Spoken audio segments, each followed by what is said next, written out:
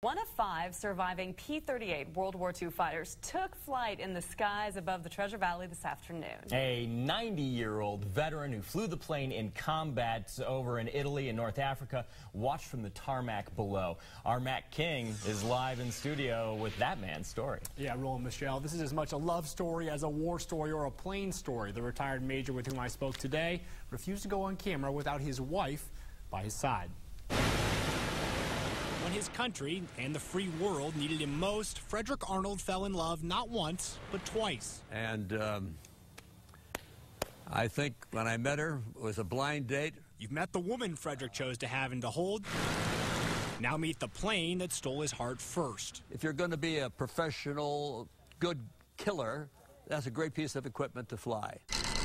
The P-38 boasted speed, a heavily armored nose, and the first ever tricycle landing gear. You don't land the plane lands itself. Fredric flew his first of 50 combat missions out of North Africa at the age of 21.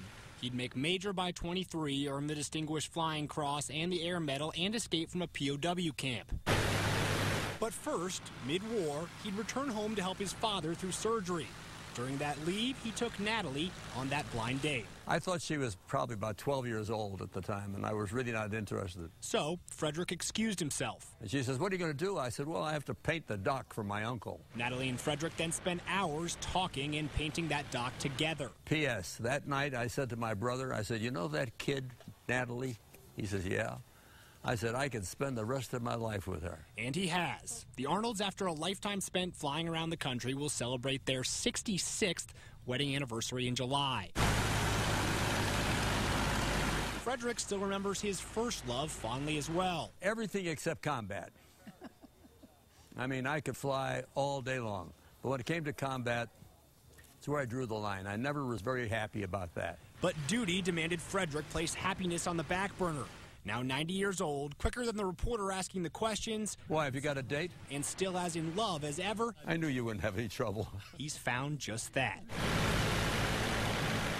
Now, as you might imagine, Fredric has some wild flying stories, but he hesitated to tell any of them on camera.